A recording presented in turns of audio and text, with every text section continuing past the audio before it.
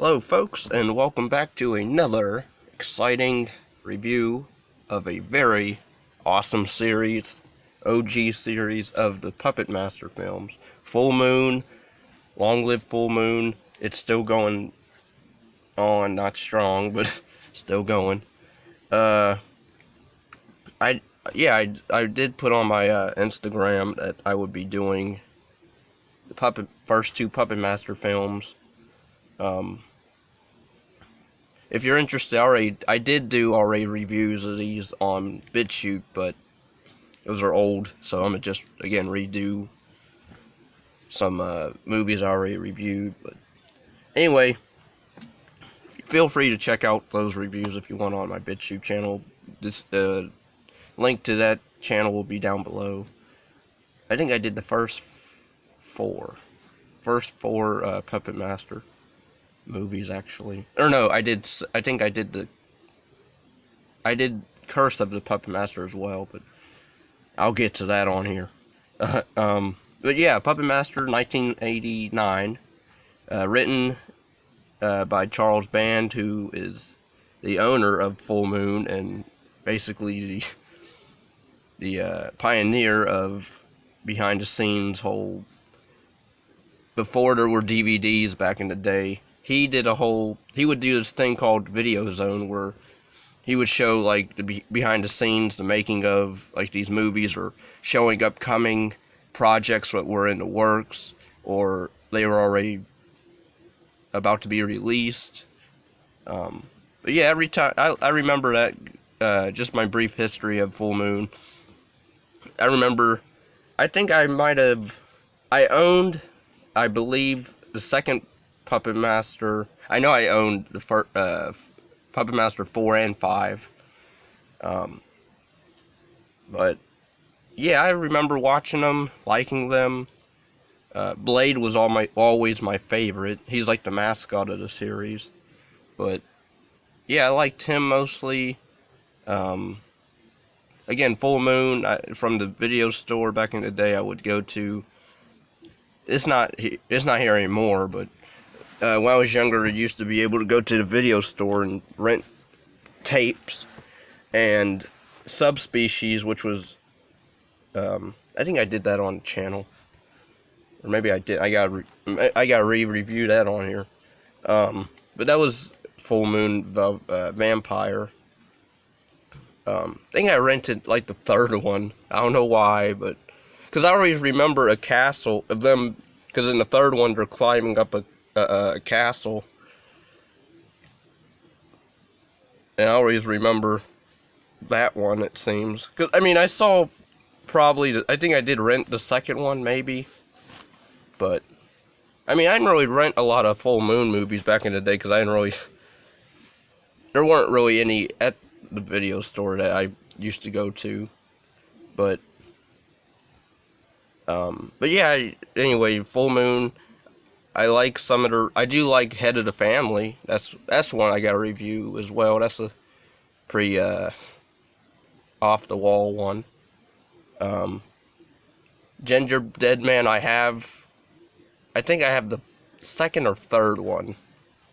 Or no, I think I have the first one, but I have one of those movies, which, if you like that series, then good on you. I can't get into it. Their newest ones, like Killjoy with a black ghetto clown, terrible effects, and I'm not one to really complain about effects, because if a movie entertains me, I can care less about the effects. Like most people seem to get butthurt. Oh, it's bad CGI and whatever. But yeah, that series, I will rant on all day long. And I don't know if I'll ever review those, because I don't own them, gladly. I used to own one of them on a collection of different horror movies, but then I sold it. But, yeah, anyway, they have these newer ones. I know they're supposed to come out with I think a prequel of Subspecies, such as how, I forget his name, but it's supposed to be like how he became a vampire, pretty much. Though I would rather just have a sequel to the fourth, not the fourth, to the third one, because the fourth one sucks balls. But I digress. There's one full moon movie called Killer Eye, which horrible movie. I mean, Full Moon back in the day, yeah, they had some off the wall idea. Well, Charles Band had some off the wall ideas for movies, but whatever. I still respect him because he is trying to do right with some of the stuff. He's trying to do a spin-off with Blade, which is in the works. I don't know when that will ever get released. I thought it was supposed to be released like last year, but or apparently not.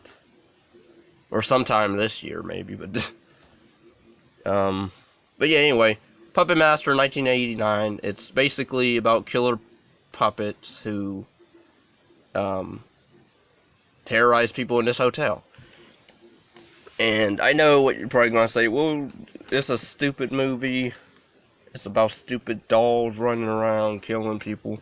I mean, yeah, but you know, I'd rather watch that than these newer movies with like Midsummer and Hereditary and other overrated pile of junk horror that they call horror. I mean, at least this, granted, it's not realistic, but while those movies are dealing with family-ish, like, dramas and stuff, I don't mind the family drama stuff, but the whole cult thing and stupid downbeat endings, I just can't do. At least these movies, they all don't end like that. If anything, I don't think any of them end downbeat, so, you know, I'll take that over a, you know, depressing ending any day. But the movie starts out in 1939. Basically, Nazis are running Germany or Russia or wherever. I think it's Germany. And at the Bodega Bay Hotel, where Too Long is staying, it shows him like finishing up Gesture, who I think Gesture is a boy, but I always thought Gesture was a girl, because the way he's dressed and his face looks like a girl, but maybe I think it's specified he's a guy, but okay. But yeah, but we get like scenes of him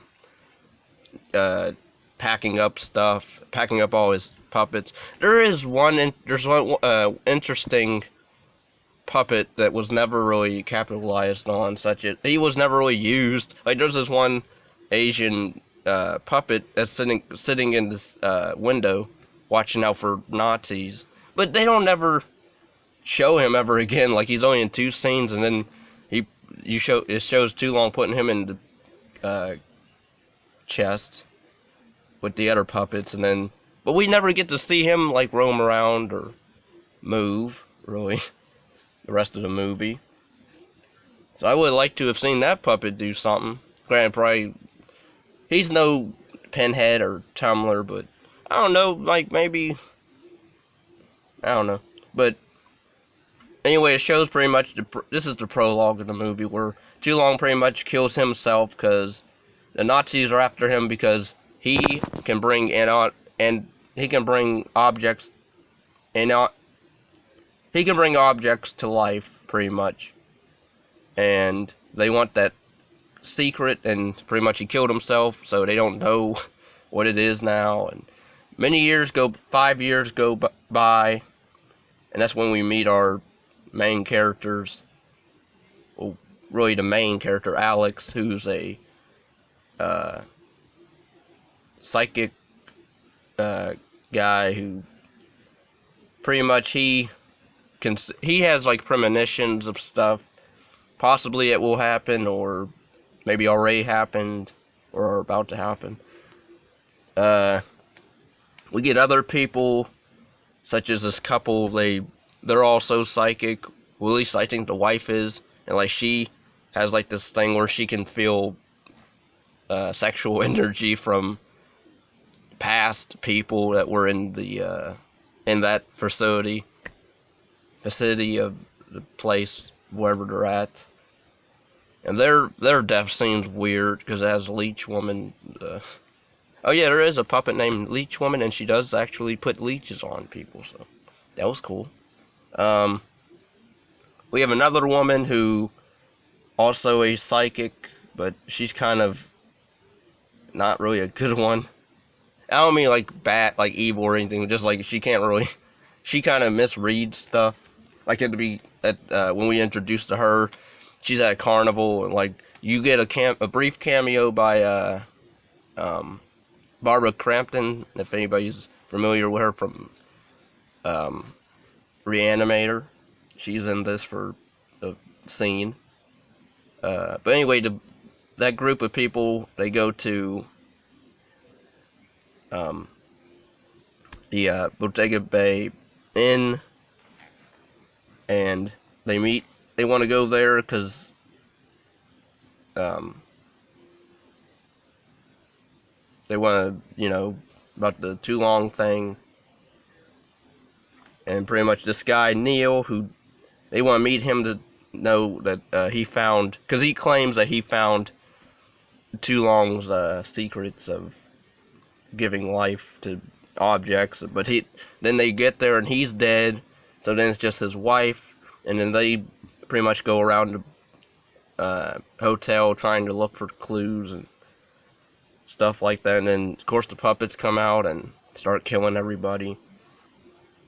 But yeah, that's pretty much it. Like, people get killed in different ways. Granted, it's not gory really because again, low budget, but that's what Full Moon was a low budget company for B movies. But I hate that term B movie. Like, if it's a good movie to you, then it's a good movie to you. Like, I don't get that. Or guilty pleasures, I don't get that either. Don't feel guilty for liking a film that everybody else doesn't like. I don't get it. But yeah, Neil, it spends a lot of time with this crew of people either sitting around or talking and looking around the hotel. There's a cool scene where you see Pinhead's hands, like he's coming out of the coffin, and you see like these human, you can tell, really it's human hands, because they use like a little person to, make the illusion of his hands real, which is cool. They mix that with stop motion and practical rods and strings, so I thought that was cool. Pinhead kills this one lady who,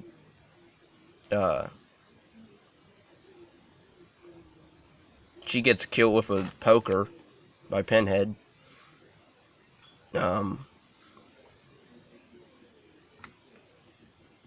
And you get the sexual couple, energized couple.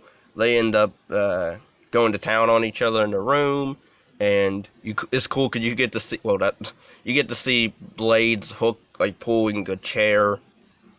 So you get to see like the point of view of the puppet, which I thought was very cool. You see him running around and hiding places, and it even shows them it shows him and Tumblr like peeking on the couple as they're banging each other away, and then Leech Woman comes in there, and Tumblr totally drills in her head and kills the wife, and then the husband who's tied up and his eyes are tied up, or blinded, whatever. Leech Woman crawls on him, and he thinks it's his wife, which I'm like, how do you not tell that's not your, whatever. I mean, she has toy-sized hands, like, how do you not tell that's not your wife? But he's like, Carissa, stop, or whatever, and then Leech Woman just starts spitting out slowly these leeches on his stomach, and then he dies, and then it's just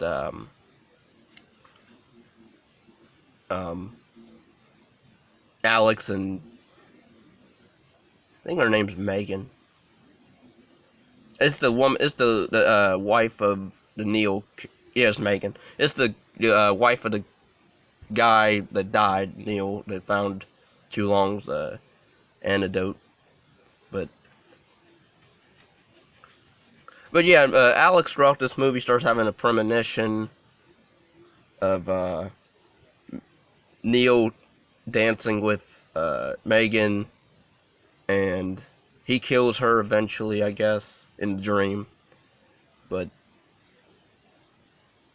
yeah, then we find out Neil is actually alive, and he explains pretty much he did not commit suicide, but he used Chulong's secrets to become immortal, and he contacted them all so they wouldn't take the secret from him, and he hopes to use their bodies for future human experiments. And pretty much a fight goes out between him and Alex, and then Gesture throws a chair at Neil, and then all the puppets pretty much go at him. They pretty much revolt against Neil for, I guess, I'm not really sure why they changed their tune, because I mean, they've been killing people already there, so that's the part I don't understand about these puppets, because it's like at the very end, like when they're doing all these murders, and then at the end it's like, oh, we're the good guys now, or we don't like what you're doing, so we're gonna kill you, even though we just killed mostly all these innocent people, so we're gonna kill you. But I'm not sure why they revolt against Neil. Like, they do that in most of these they do that to Chulong in the second film, which I can sort of get that, I gotta watch that again. But yeah, pretty much all the puppets kill Neil brutally. They cut him up, slice at him, break his leg or something. And Alex and Megan, they leave. Alex saying goodbye to Megan, but she decides to stay at the hotel.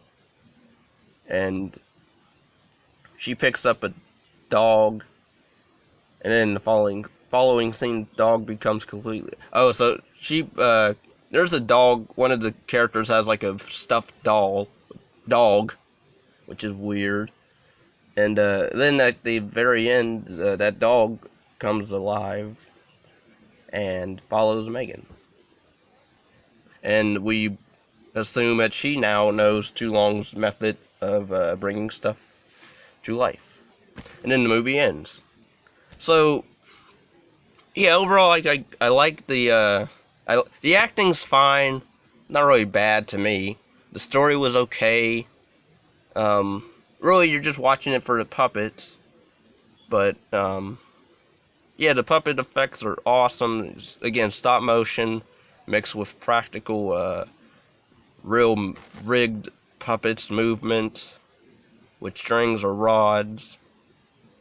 The gore, again, it was low budget, but what they could do, they did. So I have to respect that. I don't know what else to say, really, but it's like, why I call this the first one a classic like most people do? I don't know, because it's not my favorite of any of them.